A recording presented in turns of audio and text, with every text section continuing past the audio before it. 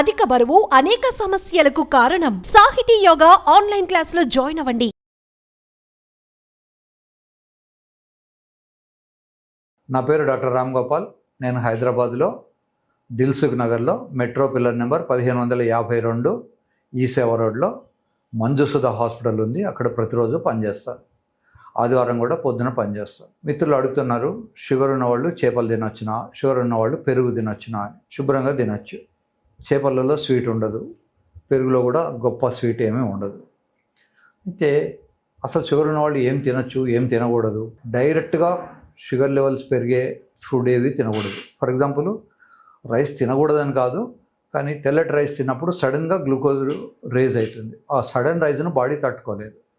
అందుకని రైస్ తింటే తప్పలేదు, కానీ రైస్ బ్రౌన్ రైస్ తినాలి. దాని మీద ఉన్న కవర్ తీయకుండా తెల్లటి రైస్ కాకుండా బ్రౌన్ రైస్ తినొచ్చు. ఏదైతే సడన్గా రేజ్ చేయదో తినొచ్చు. ముఖ్యంగా చక్కెర, తర్వాత తేనె, బెల్లము ఇట్లాంటి పదార్థాలు తినడం మానేయాలి. ఈ షుగర్ అనే వ్యాధి ఎక్కడ ఉంటుంది?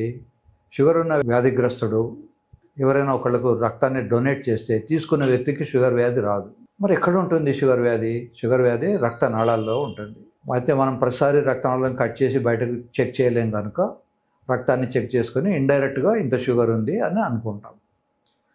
ఈ షుగర్ వ్యాధికి కారణం ఏమిటి అంటే, శరీరంలో ప్యాంక్రియాస్ అనే ఒక గ్రంథి ఉంటుంది. ఆ ప్యాంక్రియాస్లో ఐలెట్స్ ఆఫ్ లాంగర్హాన్స్ అనే ఒక సెల్స్, అక్కడ నుంచి ఇన్సులిన్ సీక్రెట్ అవుతుంది. ఆ ఇన్సులిన్ షుగర్ను రక్తంలోకి వెళ్ళేటట్టు చేస్తుంది.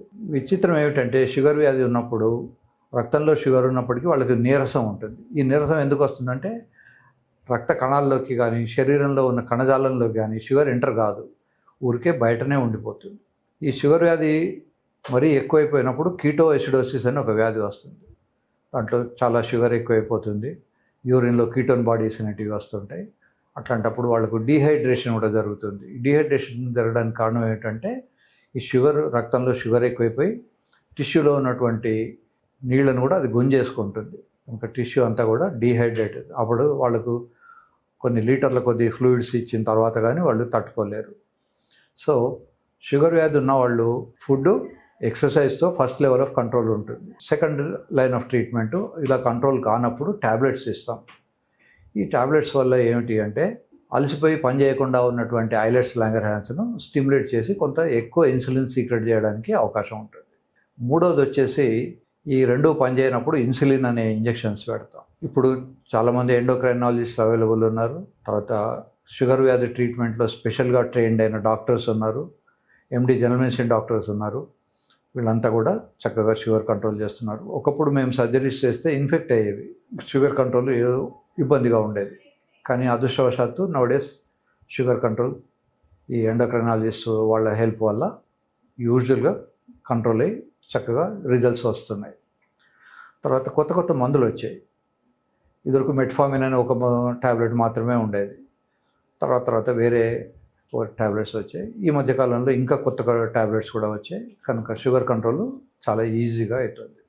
మా సర్జరీలు ఇన్ఫెక్ట్ కాకుండా ఉండడానికి లేదా మంచి రిజల్ట్స్ రావడానికి కారణం ఏమిటి అంటే, ఒకటేమో మా వెనకాల ఉన్నటువంటి ఎండోక్రైనాలజిస్టులు, రెండోది సర్జరీలో వాడే దారాలన్నీ కొత్తవి వచ్చాయి. ఒకప్పుడు క్యాట్గట్ మాత్రమే ఉండేది, ఇప్పుడు వైఖరిలు ఇట్లాంటి పేరు ఉన్నటువంటి దారాలు చాలా వచ్చాయి. మూడోది మంచి యాంటీబయాటిక్స్. ఒకప్పుడు పెన్సిలిన్ తప్పితే గతి లేదు, ఏ ప్రాబ్లం వచ్చినా పెన్సిలిన్ ఇచ్చేవాళ్ళు. ఇప్పుడు అలా కాకుండా వైడ్ రేంజ్ ఆఫ్ యాంటీబయాటిక్స్ వచ్చాయి. థర్డ్ జనరేషను, సెకండ్ జనరేషను ఇట్లాంటి సెఫలెక్సిన్స్, సెఫలోస్పోరిన్ అనే యాంటీబయాటిక్స్ ఇవన్నీ రావడం వల్ల, అసలు పెన్సిలిన్ రావడం వల్లనే ఒక గొప్ప మార్పు వచ్చింది సొసైటీలో. పెన్సిలిన్ కన్నా ముందు, పెన్సిలిన్ తర్వాత, ఒక ఎట్లా అయితే క్రీస్తు పూర్వము క్రీస్తు తర్వాత అని మనం అనుకుంటామో, అలాగే పెన్సిలిన్కు అంత గొప్ప హిస్టరీ ఉంది.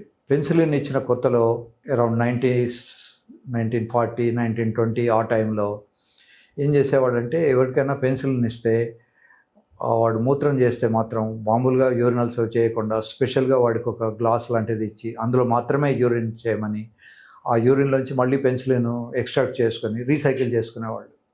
పెన్సిలిన్ తీసుకున్న పేషెంట్కు జాగ్రత్తగా 2-3 సిస్టర్లు ఎప్పుడు రెడీగా ఉండేవాళ్ళు, బాబు మాకు చెప్పకుండా బాత్రూమ్కి వెళ్ళకు అని.